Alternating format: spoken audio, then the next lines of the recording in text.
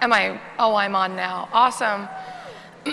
Welcome to post-lunch conferencing. I guess you already had a class after lunch, right? Some of us had a class after lunch. Some of us escaped to a dark room where it was far warmer. Not gonna say who's who. Welcome to How to Find Your Productivity Balance. I am Elana Johnson, here to spend some time with you this afternoon at 20Books Vegas. It's very exciting. I write a lot of books. I mostly write clean and wholesome romance.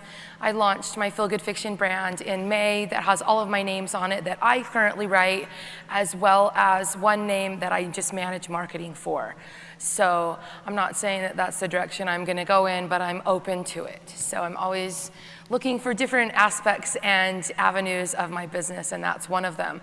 We're talking today about productivity, and Craig asked me to talk on this, and I hope I do a good job. I hope I do it justice. The goal is not for you to do what I do. The goal is for you to figure out what works for you. So that can look different for you than it's gonna look for me. I was talking to somebody last week or something, I don't remember. I taught at another conference, and you're like, but how do you do this? And I'm like, it doesn't really matter how I do that. You have to figure out how you do what you can do best. So I'm hoping that this class will kind of show you a little bit of what I do and how I keep track of things, but will also inspire you to go, what rings true to me? So whenever I'm talking to somebody or I'm in a conference, I always have these sort of what I call ring true moments that just rings true to me that I need to do that. And I've already had one at 20Books today, and I'm not gonna lie, all I did was go to the opening session and then the panel this morning. And then I pieced out and went to lunch, and then took a short nap in someone else's recliner. I honestly don't even know what room I was in. So I haven't been to any other classes, just the opening and then the panel. And so I really want you to be really thinking about doing what you can do, because you can only do what you can do. You can't do what I can do. You can't do what the person sitting next to you can do. You can't do what your husband. Some of us, I went like this a little too wildly. I was talking to somebody last night as well, and he was not an author, and I hope I don't call him out, but I do have a hashtag in here that says called out, so whatever. And he was like, I wish, he's the writer, his wife is the writer, and he said, I wish she would be more like that. I'm like, you know what, she is who she is. Like, and I didn't mean to be like a marriage counselor, but I kind of felt a little like, and you can call me Dr. Johnson now. We are who we are, and change for most of us is very slow. You can train yourself, you can change, because if we could not change as human beings, I think that would be very sad. Change is possible, and we can do it, but we have to give ourselves time, we have to give ourselves grace, we have to understand that it's not a fast process. And sometimes we don't need to change anything at all. So I kind of always want to start up here at the front, because I'm going to show you some numbers today. They're productivity numbers, not sales numbers. I know everyone's like mass exodus out. But the productivity numbers still might scare you a little bit, and that's not the intent. The intent is not to scare you. It's not to make you feel bad. It's not to make you feel good. It is simply what I am. So I don't want you to go, well, I have to be like Elana, because trust me, you don't. Like, it's an insanity going on up in here. When we were introducing ourselves at the panel, Stephanie introduced herself, and then I introduced myself, and I said 185 books, or I don't know, I make that number up. I'm like, about. It needs one of those like tildes. It's like, about. I don't even know the exact number. And she's like, what, really? And that's insane. No, she goes, that's amazing. I said, no, it's psychotic. So, and I don't really think I'm psychotic, because I am who I am, right? So I want you to just keep that in mind. We are going to talk about productivity, and I do believe this. Productivity is not an accident. I really don't think it's an accident. If you want to do more, you can, shockingly. If you want to do less, you also can. And I'm in a less side at the moment. That's where I want to be. It's always the result of a commitment to excellence, intelligent planning, and focused effort. I didn't make that up. Somebody smart named Paul J. Meyer said that. And if you don't want to be more productive, that's fine. You don't have to be. But most of us probably want to find some way to be more productive with our time, or we want to find a way that we can balance it better. So that's kind of what we're going to talk about today. We're going to talk about some ways that we can be better and some ways where we're probably okay, and then maybe some ways where we can pull back and say, you know what? You're doing fine how you are. I hope you have moments of all of those. Confirmation that what you're doing is great, some ideas to do better, and some ideas where you go, do better in one direction and do better in a different direction as well. Because it's not always about more, better, faster. It's not always that. So there is just the right amount of production for you. And I wish that I could be your therapist and tell you what that is, but I cannot. So we're going to talk a little bit about how we can be more productive, and then we're going to do a math exercise. You're excited. Admit it. You're like, really, a math exercise? I saw some fear and I couldn't even see any of your faces. So this is specifically talking about writing time. So, oh, I hit my leg. Discover what prevents you from writing and then eliminate as much as you can during writing time. You notice I didn't say eliminate as much as you can all the time. Those distractions that prevent you from writing, you only have to eliminate them during writing time. And for most of us, that's a very small part of the day. So if you can eliminate your distractions specifically during writing time, you typically can be more productive. This is what I try to do. My husband works full-time with me in the business. He's home with me all day long. He never goes anywhere. It's awesome, unless I send him on an errand. And I'm like, can you go to the post office? And then the grocery store, and then maybe your brother's house for a little while. I love it. I love having him home, but sometimes he's a distraction during my writing time. So I try to prep him really well for it. Like, and now I'm going to go downstairs and I'm going to start my pre-writing ritual. You can't text me in 30 minutes because I will have just finished my pre-writing ritual and will not have started writing yet. You won't know that because you think I just walk up to the computer and it's magic, but it's not. So you're not going to text me for like 2 hours. And I'm like this, okay? And he's like, okay. And then he texts me in 30 minutes. I'm like, dude, I'm not even writing yet. And he's like, you've been down there for half an hour.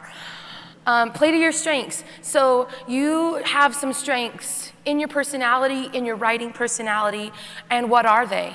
So I did this exercise at another conference last week, but I want you to stop and think and identify one strength that you have that helps you be good at writing or productivity or ads or marketing or cover design or formatting or any of the other millions of jobs that we do as small business indie author owners. Like, what are you good at? What are you really good at? You should play to that whenever you're looking at trying to be more productive. Plan is the next one. I love that word. It's a 4-letter word, and it's just so easy, right? You're like, if I knew the plan, Elena, I would execute the plan. But you just got to plan. This is a great how-to list. Plan. This one gets to us a lot, and I think a lot of us spend more time in this comparison zone than we would like to admit, or sometimes than we even know we're in it.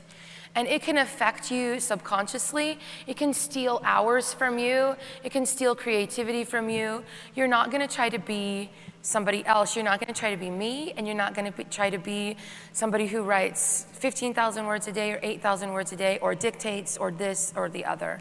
I don't dictate. I can't do it. I've tried really hard. And by tried really hard, I mean I did it once and it didn't really work out. And so then I tried it a second time and it didn't really work out. And then I was like, this isn't for me. So I tried twice. I tried 2 times in like 15 years. I could possibly try again, but I'm like, why would I do that? It was horrible these first 2 times. And honestly, I feel like it's not my strength. Talking is not my strength. One of the second time I dictated, I was like, that was so great. I got this whole chapter. This is gonna be the greatest chapter ever. Most of my chapters are between 2,000 and 3,000 words. This one was 6,500. Because turns out talking is my strength. I never shut up. I'm like, and I will never do that again. Because then I had to edit out 2/3 of what I'd said. I'm like, no thanks. So discover what works for you.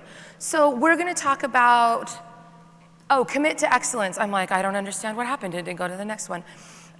What I mean by that is, if something doesn't work for you, you don't just flop down on the floor and cry about it. You go, I'm gonna try something else. I'm gonna try until I find something that works for me. I'm gonna be excellent at trying until I am excellent at doing, right? So I gave myself 2 times with the dictation, but I know that I'm faster at typing. I like the visual aspect of seeing the words go onto the page. I like seeing it and go, oh, that's about 3 lines and new paragraph. And it's a subconscious thing for me. I don't like dictating, I cannot see it. But that doesn't mean that people who dictate are bad, it just means it's not my strength. You're gonna discover the power of you, not the power of me or your husband or your neighbor or your son or your aunt. So we're gonna start with some math. You're gonna think of 2023, that's next year. For those of you unclear of what year we are living in, I am most of the time. You're gonna write down what your plan is. Just a number. This is a number, my friends. How many books are you gonna do next year? Books you're gonna write or whatever you have planned. This is a number. I'm gonna repeat that. This is a number. You're writing down a number. Okay, good. I know that's why it's math. And then ask yourself, how long does it take me to write a book? This is also a number. You may choose the unit of measurement. So hours, days, weeks, or months. How long does it take you to write a book? Okay, this is our plan for 2022. See, we're planning. I knew I had actionable steps. Do we have our numbers? Good, we're moving on. Maybe we did this. This is typically what I find when I'm working with authors. This is what they have done during this exercise. They thought of 2023, and it's a glorious, bright future for all of us, and we're all COVID-free and haven't lost our voice, and we've lost 50 pounds by New Year's Day while enjoying all of the Christmas delicacies. That's my 2023. And then we write down the number of books. You're looking at yours, you're like, sweet, I wrote down 7 or 12 or 1 or whatever you wrote down. And then you wrote down however long it took you to write a book. And now I want you to actually do the math. Can you feasibly write? Do you have enough time to feasibly write, knowing how long it takes you to write a book, the number of books that you planned to write? So let's say that I wrote down 12, but it takes me 6 weeks to write a book. Can I write 12 books in a year if it takes me 6 weeks to write a book? No, you can't. You really can't. You don't have more time than has been given to you. And what is the great equalizer in indie publishing is time. I only have 24 hours, and so do you. It's the same. I don't have more hours in the day than you do. I really don't.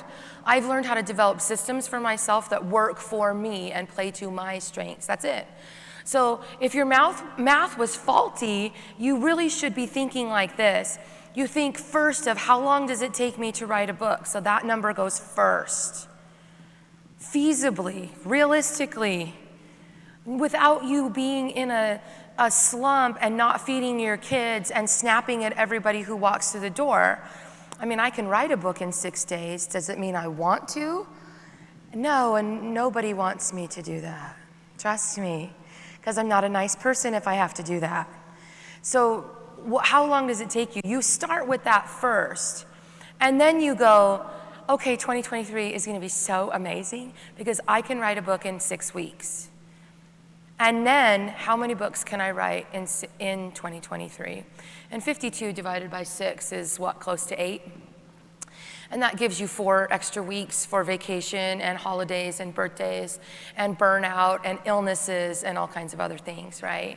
So feasibly, you might be able to write 8 if it takes you 6 weeks to write a book. So you have to think about what's going on in your life. Oh, I put a hashtag up there. You're not gonna burn out. The goal of productivity is to avoid burnout.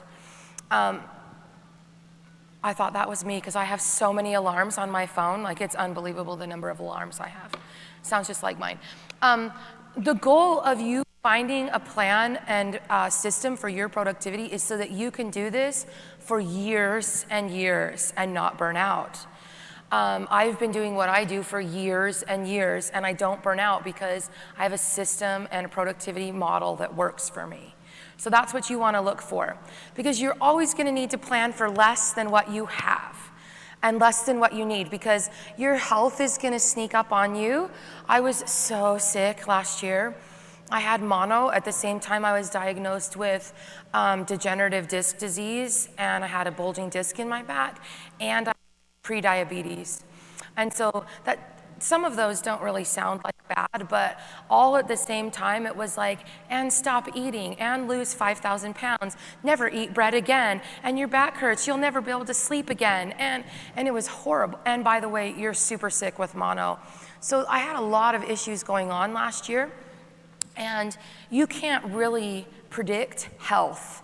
So always plan for some sort of buffer zone in what you're going to need. I found that that helps me a lot, appreciate my health a lot more, number one, but then also gives me more time than I need in my business.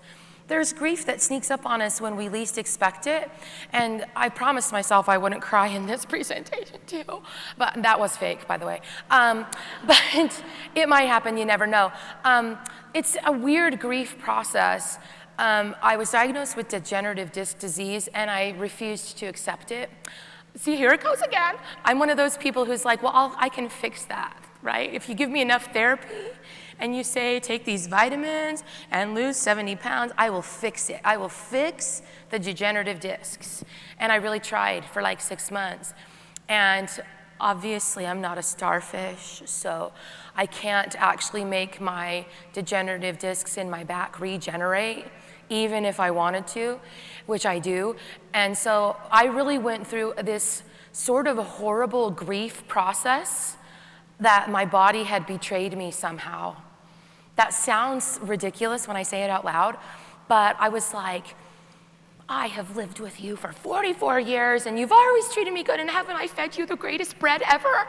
And now you have betrayed me, and I had to grieve the sort of loss of my health. It was really not a pretty grief process. And sometimes even now I grieve that I'm not as healthy as I would like to be, and there's literally nothing I can do about it. Sometimes grief is loss of a loved one, and it can come at us at different times.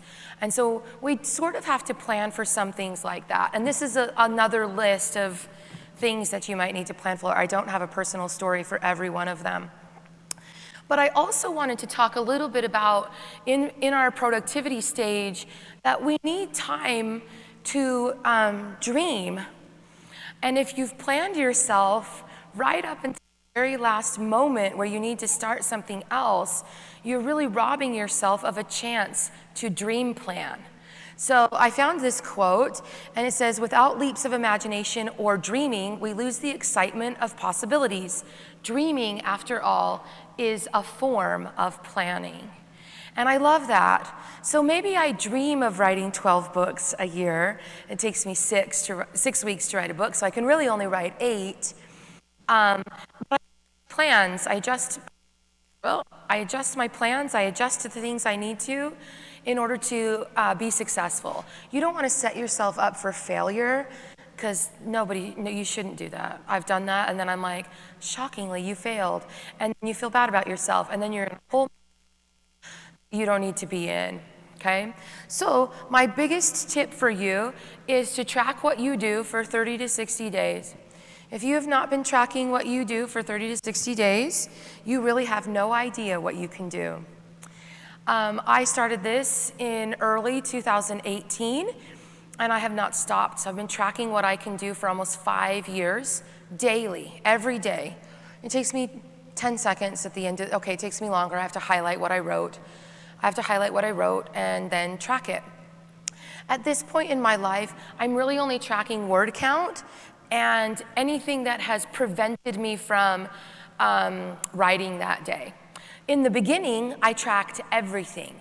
I tracked habits, I tracked my work schedule, I tracked if I had meetings outside of work, I tracked my mom responsibilities, I tracked my church responsibilities, my community I tracked everything so that I could find inside my own life patterns and successes and failures so that I could then plan better.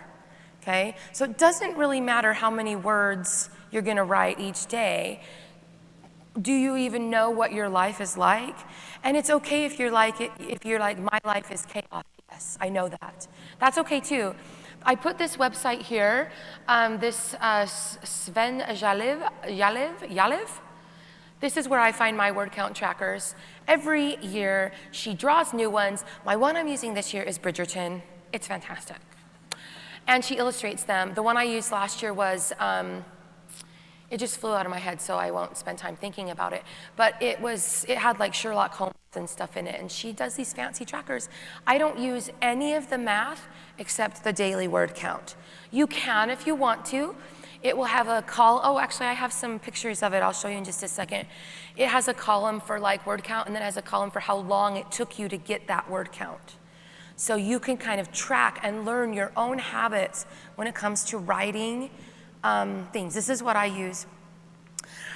You want to do, this is where I was saying I have a production spreadsheet. I'm going to show you the production spreadsheet. The production spreadsheet is not the same as the tracking spreadsheet. I know you're like, you lost me on spreadsheet. You're going to be fine. If you need to take a deep breath for a second, hold it. You can expand through the ribs, everybody, all the way through the nose. And now breathe out with me. 1, 2. You're going to be fine, okay? I know as soon as people say spreadsheet, I can't. I know. If you use a Google Calendar, that might work for you. If you have a to-do app, a productivity app, I use a word count tracker, whatever works for you, whatever you can do to kind of keep track of what you're doing, either word count wise and productivity wise, I highly, highly recommend it, especially if you're writing a lot of books the way I do, or you would like to write more books. You need a way to keep track of where you are. And in just a second, I'm going to tell you, well, hopefully, I'm going to share with you a way to figure out what kind of author you are. Because some of this you might be going, but I can never do this. And that's because you're a linear author and not a cyclical author. So don't worry about that. We'll get to that in a second. This is my production spreadsheet for 2022. I created it myself. I didn't download it from anybody. It's kind of hard to see. But up there in the top, let's go left. Top left, it says title. Or no, that's the date. It's the day it comes out. Day it comes out, and then the title, then the author. Yes, I have to remind myself who's writing this book. P.S. It's me, but also not me. And then I say, is it written? And so it'll say either yes or no. So you can see those bottom 3, they're orange. It says yes, yes, and 2 chapters. Okay? And so my books are written for the year. Blaze comes out on January 31st. The 2-chapter thing is a trick that I do to increase my productivity. So I'll give it to you now. It's later in the slides as well. But I always write 2 chapters of the next book when I finish writing the one I'm doing. Because then when I'm panicking about the book that comes out on January 31st, and I open it and I go, boo, I got you. Your past self, she wrote 6,000 words for you, and you're like 8% into this book. No problem. I'm a whole day ahead. I start the book a day ahead because my past self took care of me, right? So anytime it says 2 chapters, that's because I've written 2 chapters of that book at the end of the previous book, which in this case happened to be Trace, which came out on November 1st. It's also a marketing tactic, and in fact the productivity hack came from a marketing tactic. I wanted to include the 2 chapters at the end of the book. So I had to write them so that I could sell the next book. So I had to write them. And now, when I'm panicking, I open it and I'm like, oh, that's right. You got 2 chapters already. You already know these people. You already know what's going on. You're not starting at 0. I'm never starting at 0. I literally never start at 0. I always start on chapter 3. So it's a good productivity hack for me. Okay? Yes. Oh, I put action item there and then I never did it. Was it on other slides? Okay, I'm just gonna pretend like this was the first one it was on. We're gonna go with it. I put action item there to remind me to have you do something. I want you to think to yourself, how do you work? And this is gonna kind of get into our cyclical author sort of talk. How do you work? I work in cycles. And I'm not a coach, I'm not a business coach, I'm not a strengths coach, I made these up. This is like E-lay-nuh University. It's like my soft, medium, and hard launches because that's so technical. I made up these terms. I'm a cyclical author, so I have to keep track of where I am and what I'm doing in a sheet like this. I didn't even finish the sheet. I schedule when I'm gonna write it. P.S. I never write it in that month. I can't even see it. This is my old lady coming out. And then the next column over is, do I have a cover? The next one is it edited and transferred? And what that means is, have I edited the book and have I transferred the edits? Because that's a two-pronged process for me. I actually email my book to my Kindle and I edit it on my Kindle while I sit in my massage chair, as if I'm reading a book for pleasure. And then I email all the notes back to myself and I have to transfer them into my file. That's why it's edited and transferred for me. It says, is it formatted? So you can see my bottom 3 books are not formatted. None of them are edited or transferred either. So it says no. Those are the yellow columns. Is it uploaded? Is the final uploaded? No. Is it up for pre-order? All of them say yes. I'm a huge pre-order junkie. Have you done any promotion with it? Have you put it up for your review crew? Do you have promotion graphics? Is it in paperback? And have you started Amazon ads on it? That's my production spreadsheet. I do all of those things for every book. So I have a column for everything. And as I move through the process, then I do all of those things, but I'm cyclical about it. I've written all of these books, and I'm outlining Blaze, because I've already written 2 chapters, but I'm outlining him, and I'll start him when I go home on Saturday. I go home Friday, so I'll start him on Saturday. And I haven't edited or formatted or transferred any of the edits over for the other books. That's okay, because I work in cycles. I work in loops. I'm very loopy about it. So I can cycle through things and then come back and cycle through and come back and cycle through and come back. Some of you are going to be linear authors. There is no way you can do what I do, where you outline a book before you have edited and proofed and packaged and published the one before it. Some of you are like, you do what now? You might be a linear author. Linear authors generally cannot publish as much as cyclical authors, okay? And so everything I do in a cycle. Like this morning, if you sat in on the panel, I said that I'd work in like a 4-hour admin block and then a 4-hour writing block. And that's because I do marketing on the same days that I write. And sometimes I tell people that and they're like, what? I call those people loopers. I shouldn't have said loopy earlier, so sorry. You're cyclical if you can work through things, all aspects of your business in sort of cycles. If you're linear, you're very linear. Well, I will write a book from beginning to end. I will edit the book. I will proof the book. I will publish the book. Then I will start another book. Some people are linear, and you don't need to apologize for being linear. You just have to give yourself usually more time than I have to give myself between releases, because I'm already working on the next book, and you're still editing and proofing this one, right? Loopers is what I call people who can do some of both, and we also can add in marketing, and we can add in some other things. But if we are doing marketing, we are not writing. So I have a lot of friends who will be like, I don't know how you can market and write on the same days. I can't do that. So cyclical people can. We can switch off the different halves of our brains. We can be creative at 2 o'clock, and at 3 o'clock we can be analytical.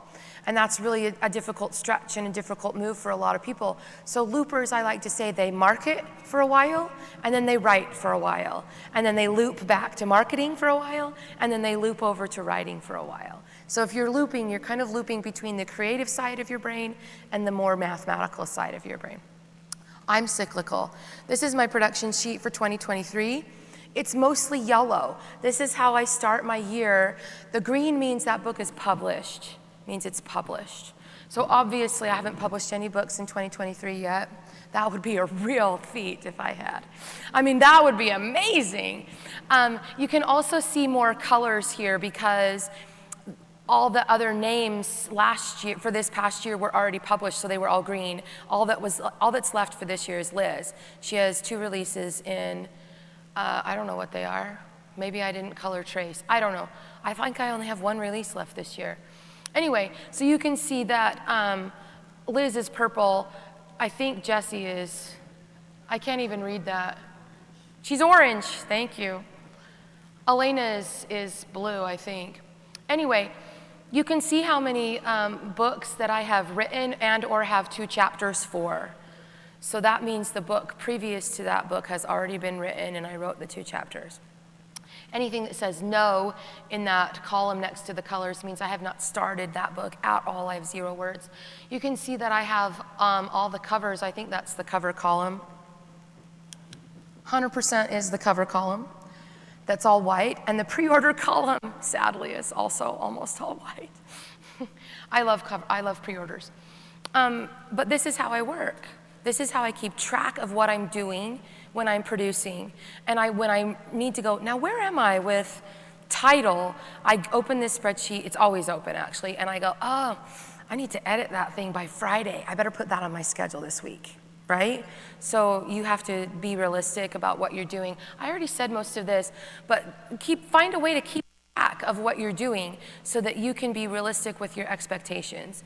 These are just some things that you might not be thinking of. I think most of us think of our kids in our family, but as I was tracking my habits, I would forget often about community and church and how much time that can take from you, and also how much it can feed you, so I don't want it to sound negative.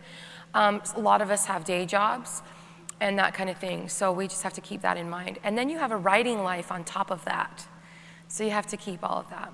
If you'd like to write more or do more, you just have to keep calm and train yourself, okay?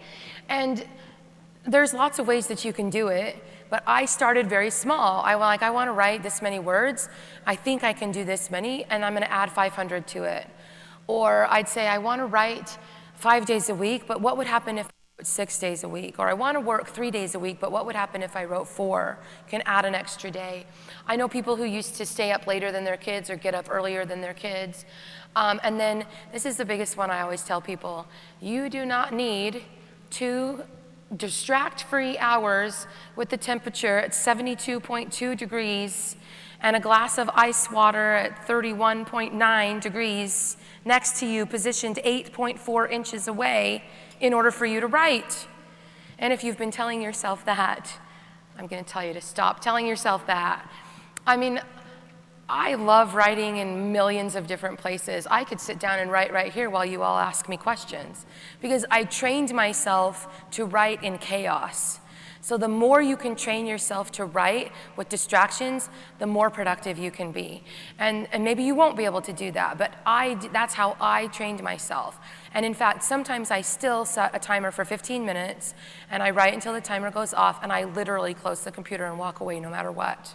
I'm not finishing the sentence, not finishing the scene. I don't even know where I'll be when I get back, but I'm not finishing it. It will be there for me later. Because that's how I used to have to write. Each school, when the bell rings, you go let the kids in. You don't finish your scene real quick. So that's how I learned to write. Okay? So the plan is you're going to track everything, and then you have to analyze your data. You have to look at it again and go, what patterns can I find? What strengths do I see? So that you can drive your own productivity. So here's just a couple. This is my August. I wrote 103,000 words. I wrote 2 books. They were short, don't panic. I finished one other and I started one other. I did not write all on 11 days. That's writing days. I'm not saying I didn't work that day. I'm saying I took a 0 that day, okay? 11 out of 31 days, I took a 0. I still leave myself a few notes. This is one of my favorite notes from August. Not happening, need a break. And I did that on the 25th, 26th, 27th, and 28th, which were all 0 days. So I just was like, I'm not doing it this week. It's a no for me, right? I feel like I was on Shark Tank there for a second. In September, I wrote 97,000 words, and this was my first non-100,000 word month in 3.5 years, was in September. I wrote one book. It was a horrible book. It drove me to my grave. I want to stab it through the spine. I hate it. It's fine. I took 14 days off. That means, and by days off again, it's a 0 writing day. I'm still probably working. I went to a conference, so that helps. This is my quote: burnt out, didn't feel like writing, laid on the couch for hours. See, it happens to all of us. You're not like, just because I write a lot and have a lot of books doesn't mean that I'm completely immune from all of the same writer symptoms that you have. This is October. I wrote 101. I wrote 1.5 books. I took 11 days off. I wasted a lot of time. Come on, you waste a lot of time, right? I had staff meeting and then went to a dinner with a friend. I have staff meeting every Thursday. And so Thursdays are always low count days for me. Anyway, I plan for them to be so that I don't feel like a failure when I have staff meeting, and then that's 2 hours of my writing life that I can't get back, right, to put into words. So you plan for it. Like if you know it's coming, you plan for it. Wasted a lot of time today. I wrote 54 words that day. Thank you so much. And this is why. And it's because July sucked. Because I wrote 213,000 words in July because I had to. I had 3 books out in August and they were not written. So I had to write them. For me, there's no missing pre-orders. Did you see the number of pre-orders I had up? I think it was like 11, and that's just English versions, not French and German. I don't want to lose that. I will not do it. I will make the deadline. The end, I just will not miss it. So that means July I had to write a metric ton of work. And it's summer, and my kids are home, and I didn't want to write that many words, and I don't want to say I burnt out, but I know in my productivity, whenever I have high word count days, they are immediately followed by low word count days. And if I have a high word count month, they are immediately followed by a low word count month. The pattern in my productivity is the same, whether it is days, weeks, or months. So I know that because I've been tracking my data for 5 years. It's con season. That's my leather jumpsuit. I know you can only see the shoulder, but everyone's been asking me about it. I didn't bring it. That's it, though. I wore it to a reader event.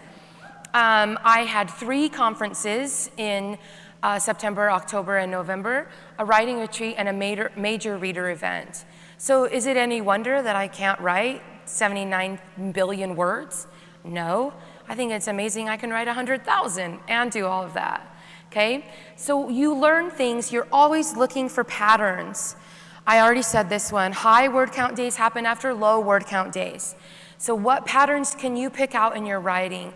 I started doing Thursday because Thursday is one of my lowest productivity days of the week. Week after week after week. I put my admin only days on Thursdays because it's my lowest performing day of the week. What's yours? Do you know? Okay, and in the word track spreadsheet that you get from that website, she has a place where you can put when you write, so you can see if you write better in the morning or the afternoon or the evening. I already know I'm better at night. Honestly, I think it's because I'm like, this day's almost over. If you don't start writing right now, you're not getting anything done. Then you're gonna have to take a 0. It's 8 p.m. P.S. 8 p.m. Are you taking a 0 today? Like, that's my thought process. And then I'm like, I'm not taking a 0. I better write, right? So I'm a night writer. I'm a normal person. I don't want to spend every waking minute of my life writing. I don't. I want to go to the park. I want to cuddle with my dogs. I want to sit in my massage chair. I want to play my games. I want to watch Hallmark movies. Like, I'm normal. I know you don't think I am, but I am. And then I can get a lot done in a very short amount of time when I'm very focused. So you got to think like that. What can you do? All right? And then I never get much done on Thursdays. I said that already. Highest producing days were when I'm busiest. I learned this about myself, and I'm like, this makes no sense. But it's because I don't have any other choice but to sit there and do it. I only have an hour. I only have 30 minutes. I better do it. I can write over $100,000 of work a month. I can outline proof and stuff, and they all count as writing. So but I still have 5 minutes, right? Okay, I go till 3, yes? It's 2:55. But no. Okay. You have to discover what you need to discover. This is just a fancy quote. If you always do what you've always done, you're always going to get what you always got. So take your pictures fast, because I'm going to go fast. These are some things that you can try. Remember, we talked about committing to excellence, different things you can try if you would like to increase your productivity. I've done all of these, by the way, every single one. I didn't put anything up here that I have not tried. Doesn't mean I succeeded at it, but I definitely tried. Here's a fancy quote: insanity, doing the same thing over and over again and expecting different results. That was Albert Einstein, by the way, and he's a smart guy. You can give yourself many rewards. There's productivity apps, whatever you need to do, right? You're taking your pictures, and we move on.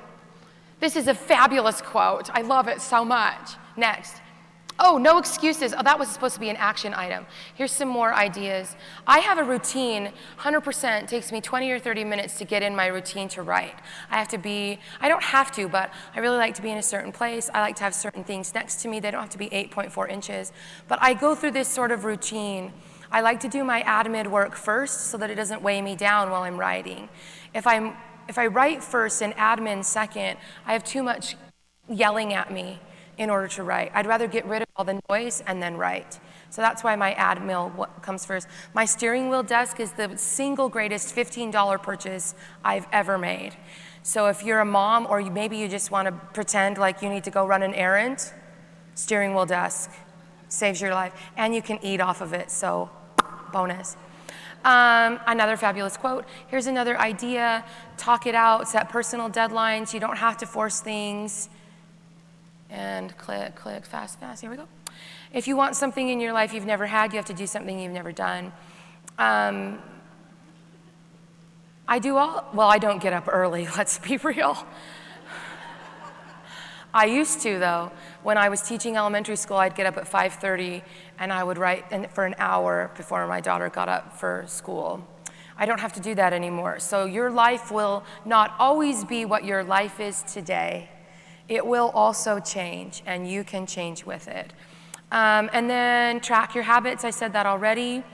There's so many apps now that you can find and use for yourself. The Real Writers one drives me nuts. Real writers do not write every day. Real writers simply write. I don't care if it's once a month or once a year. You do not have to write every day to be a real writer. I mean, I took 14 days off in September. Am I not a real writer? Because that would be a complete failure if that adage is true, right? So don't think of that. Oh my gosh, there's one more. No, there's not.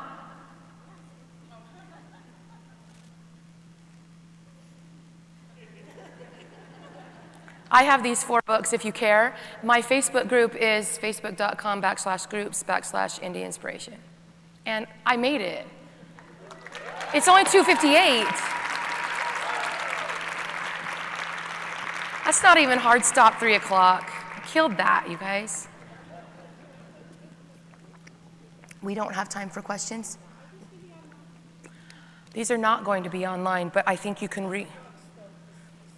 The presentation will be on YouTube in 2 to 3 weeks. With the slides. Yes. Thank you so much.